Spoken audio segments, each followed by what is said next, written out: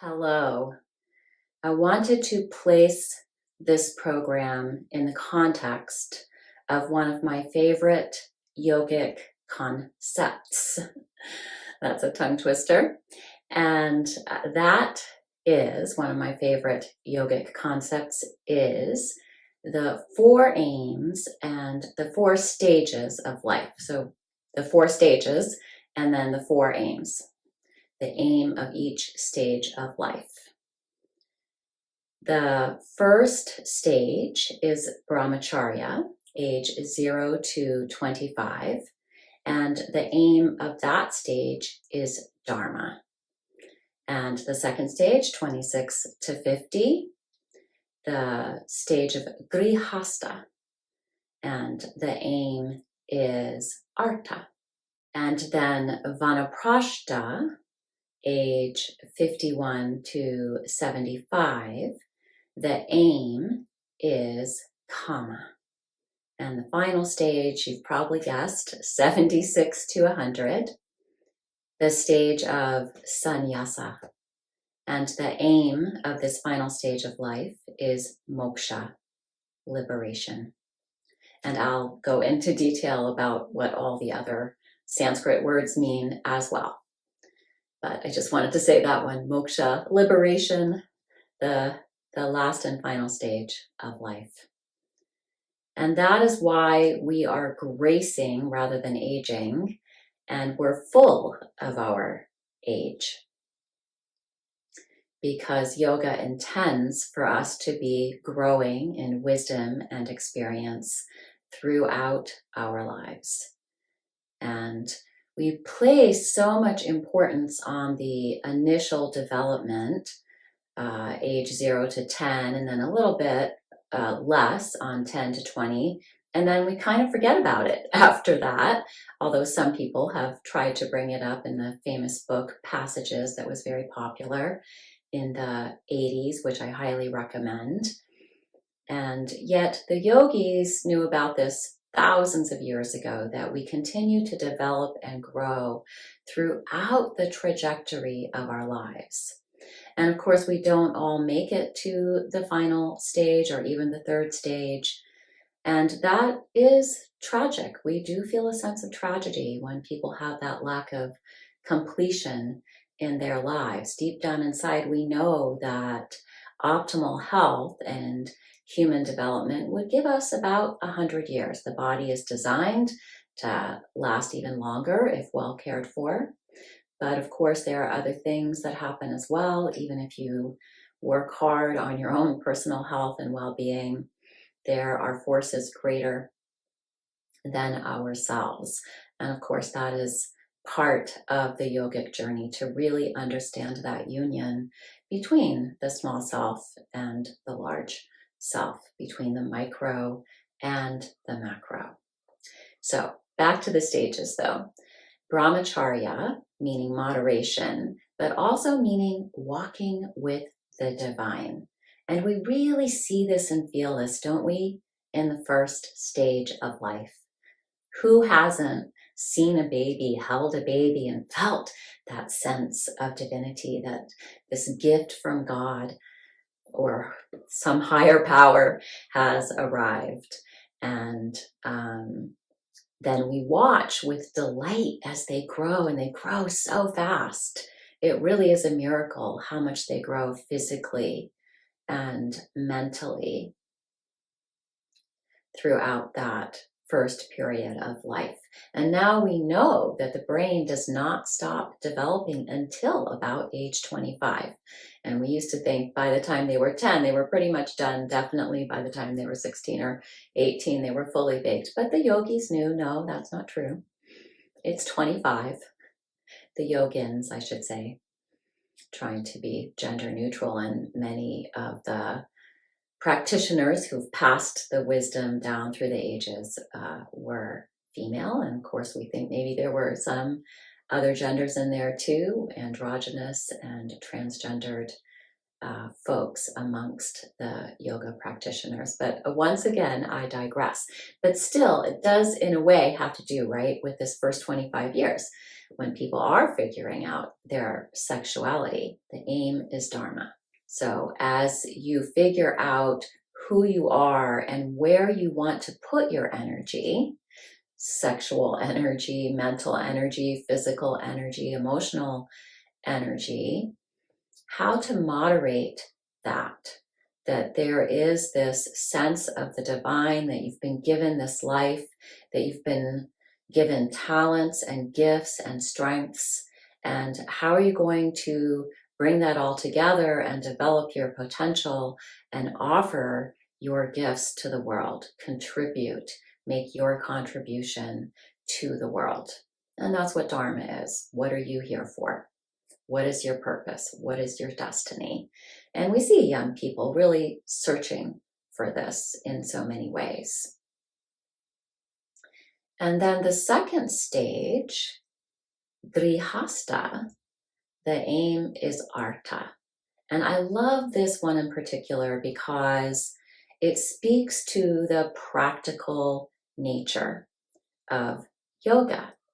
And sometimes yoga seems a little out of reach, maybe a little woo-woo, a little impractical, right? How are we supposed to be enlightened when we have to get food to eat and houses to live in and find partners and have friends and get a job and all that stuff? Well, Grihasta says that's exactly what we're supposed to do. And so again, I would say that the stages and the aims identified by the yogins were not so much, this is how you're supposed to do things. No, this is just the way it is. They were simply observing, as they always do, that this is how it goes. And if we can really connect with the reality and the truth of what it is to be human, to become a human being, then this is what it seems to look like. So from age 26 to 50, people really focus and they actualize their potential, but they also collect things. And Artha means meaningful wealth, meaningful wealth. So not necessarily money, could be abundance and prosperity in other ways, education, experiences. But most people during this time need to find a place to live that's not with their parents, and they often are looking for a partner, someone to share their lives with. They create new life, have children, they have careers, jobs, travel. This is a time of collecting the things that we need so that we can be comfortable and live with ease during the second half of life. So first we figure out who we are. We embrace the divine nature that has been given us, but then we also have to be practical and have our feet on the ground and figure out how to survive. But we want to do it in a meaningful way. So it's all about making choices that have meaning, and we choose meaning over emptiness, or at least the yogins would encourage that. And we see what happens when people choose not so meaningful wealth, empty wealth. The nice car, the trophy spouse doesn't really cut it when you get to the third stage, and especially to the final stage. And it's in the second stage in Grihasta, as we're collecting all the things that we need for ourselves, that we first really touch in to our mortality. We realize we need to make meaningful choices because we're only going to be here for a short time. Everything's temporary. And oftentimes there's a bit of a crisis over the impermanence, the nature of life being so fleeting. So we got to figure that out in that second stage. And if we do, if this all goes somewhat smoothly, of course, everybody has challenges and there are bumps. And I personally feel I was a little behind, that when I was 51, I wasn't quite at the Vanaprashta stage yet. I didn't feel that I was ready for Kama. So Vanaprashta means forest dweller. One more word about Grihasta. So Grihasta has the idea of householder. Again, this very practical sense in yoga that, yes, I'm going to try to meditate as often as possible, and I'm going to practice pranayama, I'm going to practice the ethics, I'll study the philosophy, but I don't have a lot of time for that because I have to work and live, and I need to have fun and have friends as well. So yoga's understanding that. And so in Grihasta, there's a holding on as we collect all this stuff that we need. And at the same time, letting go. Letting go of placing the meaning of our lives on this stuff. Stuff is not the meaning of our lives. So when we come to the third stage, Vanaprashta, we really are letting go. Vanaprashta meaning, as I said a moment ago, forest dweller. We're already starting to be half out. We're still half in. We still have jobs. We still have partners, children. And Kama is ours. Kama is delight. Kama is enjoyment. Enjoying what your soul has been longing for, relaxing, recreating, traveling. We see so many people at this time, age 51 to 75, beginning to really enjoy life. Oftentimes grandparents enjoy their grandchildren so much more than they were able to enjoy their own children.